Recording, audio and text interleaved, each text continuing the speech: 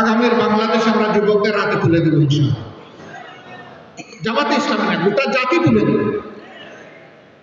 যে যুবকরা জীবন দিতে শিখেছে দেশ এবং জাতির জন্য, সেই যুবকদের হাতে এই দেশ নিরাপদ থাকবে ইনশাআল্লাহ। আমি প্রধান উপদেষ্টাকে ধন্যবাদ জানাই। তিনি বলেছেন 18 নয় 17 বছর বয়স পর্যন্ত যাদের বয়স হয়েছে এবারকার ভোটার তালিকায় তাদের অন্তর্ভুক্ত হওয়া প্রয়োজন। কেউ কেউ বলছেন না, এটা আমরা মানি না। কেন আপনি মানেন না? রাস্তায় তো নামিয়ে এরাই তো স্বাধীনতা এনে দিয়েছে। বুক পেতে দিয়ে বলেছে, বুকের ভিতরে তুমুল ঝড়, বুক পেতেছি গুলি কর। আপনি আমি যেটা পারি নাই সেই অসাধ্য তারা সাধন করেছে আল্লাহর সাহায্য নিয়ে। আলহামদুলিল্লাহ, আমরা তার এই প্রধান উপদেষ্টার এই ঘোষণাকে সাধুবাদ জানাই। আমরা বলি হ্যাঁ, তাদেরকে অবশ্যই অন্তর্ভুক্ত করব। যারা জীবন দিয়ে আমাদেরকে স্বাধীনতা দিতে পারে, আমরা দেশবাসী দেশের সরকারকে তাদের হাতে একটা ভোটের অধিকার তুলে দিতে পারি না? আমরা চাই তাদের হাতে ভোটের অধিকার।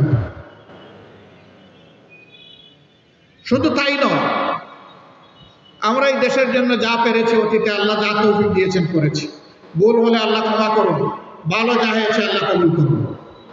আগামীর বাংলাদেশ আমরা যুবকদের হাতে তুলে দেব ইনশাআল্লাহ। জামাতে ইসলামী না, গোটা জাতি তুলে দেব। যে যুবকরা জীবন দিতে শিখেছে দেশ এবং জাতির জন্য, সেই যুবকদের হাতে এই দেশ নিরাপদ থাকবে ইনশাআল্লাহ। এমন একটি সোনার বাংলাদেশ আমরা দেখতে চাই, যেই বাংলাদেশে বাক বিভক্তি, হিংসা এবং হানাহানি থাকবে না, বৈষম্য থাকবে না। প্রত্যেকটি মানব শিশু জন্ম নেওয়ার পরে রাষ্ট্রের দায়িত্ব হবে তার সুস্থতা, তার পুষ্টি, তার শিক্ষা তার হাতে তুলে দেবে। আমরা এমন একটি জাতি চাই, দেশ চাই, যেখানে অফিস, আদালত, কোর্ট কাছারিতে কোনো ঘুষের বাণিজ্য আর চলবে না, যেখানে কোনো চাঁদাবাজ আর হাত বাড়াবে না, যেখানে কোনো দখলদারের কোনো অস্তিত্ব থাকবে না। এমন একটি বাংলাদেশ আমরা চাই। আমাদের মা বোনেরা তারা ঘরে বাইরে সর্বত্র ইজ্জত এবং নিরাপত্তার সাথে তাদের দায়িত্ব পালন করবেন। এমন একটি বাংলাদেশ আমরা চাই। আমরা একটি মানবিক বাংলাদেশ চাই, যেই বাংলাদেশের প্রত্যেকটি নাগরিক সমস্ত মানুষকে সম্মান করবে এবং ভালোবাসবে। এই দেশকে দুই ভাগে ভাগ করে পরস্পরের মুখোমুখি করে রেখেছে। এখানে স্বাধীনতার পক্ষ বিপক্ষের শক্তি বলে আরেকটা ভাগ করা হয়েছে। ছোট দেশ, এত বড় ভাগ, এই দেশটি যাবে কোথায়? দুনিয়ার ইতিহাসে এমন কোনো উদাহরণ নেই যে কোনো জাতি বিভক্ত হয়ে সম্মান এবং মর্যাদা লাভ করতে পেরেছে এবং তারা উন্নতির শিখরে উঠেছে।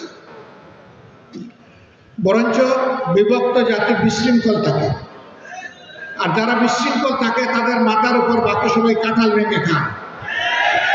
বাংলাদেশের এই দশা হয়েছে গত 53টি বৎসর। আমরা এই বিভক্তির এখন খবর রচনা করতে চাই। ধর্মের, দলের ভিত্তিতে কোনো পক্ষ বিপক্ষ এই দেশের মানুষ আর মানবে না। ওই বিভক্তি দিয়ে আমাদের যে সর্বনাশ হয়েছে, এই সর্বনাশে এই জাতি আর হাবুডুবু খেতে চায় না। এখন যারা এই বিভক্তিকে জিয়ে রাখার চেষ্টা করবেন অথবা উস্কানি দিবেন, তারা কার্যত জনগণের মুখোমুখি দাঁড়াবে এবং বাংলাদেশের জনগণ তাদেরকে ক্ষমা করবে না। আমাদের এখন প্রয়োজন জাতীয় ঐক্য। সব কিছুর ঊর্ধ্বে উঠে দেশ এবং জাতির স্বার্থে আমাদেরকে ঐক্যবদ্ধ হতে হবে, থাকতে হবে। আমাদের বিরুদ্ধে, দেশের বিরুদ্ধে হাজারো ষড়যন্ত্র হচ্ছে। এই ষড়যন্ত্র ইনশাআল্লাহ আমরা 18 কোটি মানুষের 36 কোটি হাতকে ঐক্যবদ্ধ করেই মোকাবেলা করে যাব ইনশাআল্লাহ।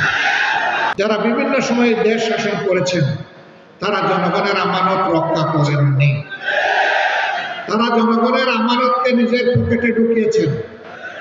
তারা তসরুপ করেছেন, তারা চুরি করেছেন, তারা ডাকাতি করেছেন, তারা জনগণের সম্পদ লুণ্ঠন করেছেন এবং সেই সম্পদ দেশের বাইরে তারা পাচার করেছেন।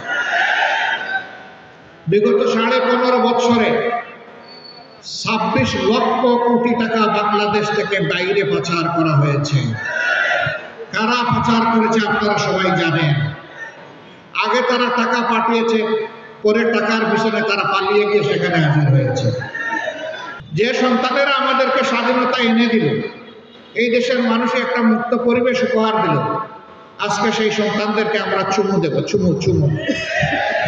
আমাদের অন্তরে তাদের আসন হবে ভালোবাসা, শ্রদ্ধা এবং কৃতজ্ঞতা। কারণ 15.5 বছর নির্যাতিত হয়ে আমরা রাজনৈতিক দলগুলো প্রতিবাদ করেছি, আন্দোলন করেছি, কিন্তু স্বৈরাচারী সরকারের পতন আমরা ঘটাতে পারি নাই। সেই পতন ঘটেছে আমাদের ছেলেমেয়েদের আন্দোলনে, তাদের নেতৃত্বে, তাদের হাতে, তাদের সাথে আমরা সারা দেশবাসী ছিলাম, কিন্তু নেতৃত্বের অগ্রভাগে তারাই ছিল। এটা আমাদের গর্বের।